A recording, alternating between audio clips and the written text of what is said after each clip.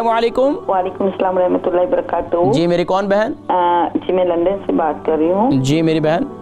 Actually مجھے 3 سوال آپ سے پوچھنا ہے۔ جی میرے بیٹے کو اسکیپ سوریاسس ہوا ہے، اور میری پوتی ہے جو 2 سال کی ہے۔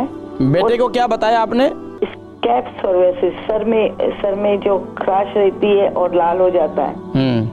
اور میری 2 سال کی بیٹی ہے تو پوتی ہے، اس کو وہ رات کو سوتی نہیں ہے، بس اٹھ جاتی ہے 2 گھنٹے کے بعد۔ اچھا۔ اور روتے رہتی ہے۔ اور تیسرا سوال یہ ہے کہ گیس کی بڑی پرابلم ہے، تو اس کے لیے ہمیں کیا کرنا چاہیے؟ کس کو بادی کی تکلیف ہے؟ جی بہت۔ کس کو؟ مجھے، اور فائلس ہے۔ اور کیا ہے؟ بواسیر کی تکلیف ہے۔ ٹھیک ہے فائلس میں سمجھ گیا۔ شکریہ۔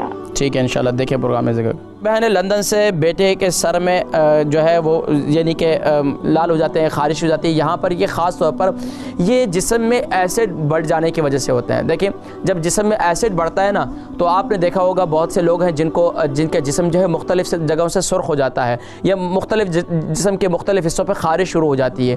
ایک تو یہ ہے کہ یہ ہیٹنگ کا استعمال کم کریں، یعنی کہ گھر کے اندر بس اوقات کیا ہے کہ ہمارے گھروں کے اندر ہیٹنگ اتنی زیادہ چلتی ہے، اس کی وجہ سے جسم میں خشکی بھی پیدا ہوتی ہے۔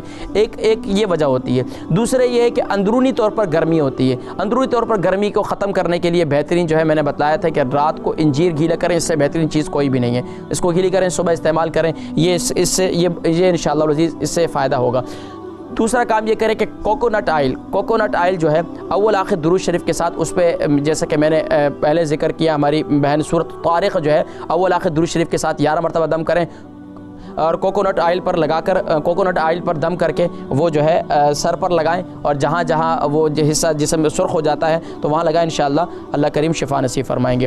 اور پوتی ہیں، ان کی رات کو سوتی نہیں ہے، اور میں یہ پوچھ نہیں سکا ان کی عمر کتنی ہے، لیکن اگر پوتی کو نیند نہیں آتی تو عموماً بچوں کو بھی یہی ہوتا ہے، قبض کی وجہ سے بھی بچوں کو نیند نہیں آتی۔ اگر بچی کو صحیح طور پر پخانہ نہیں ہو رہا تو اس کی وجہ سے بھی بچی کو نیند نہیں آتی ہے۔ ایک بات یہ ہے۔ دوسری بات یہ ہے کہ خاص طور پر چھوٹی بچی ہے تو اس کے لیے اول آخر درود شریف کے ساتھ رات کو سوتے وقت آیت الکرسی، یہ جتنی مائیں ہیں میں ان سے گزارش کروں گا رات کو سوتے وقت اپنی بچوں پر آیت الکرسی 3 مرتبہ پڑھ کر ان پر پھونک دیا کریں، اول آخر درود شریف پڑھ کر، تو انشاءاللہ اللہ تبارک و تعالیٰ پرسکون نیند بھی نصیب فرمائیں گے۔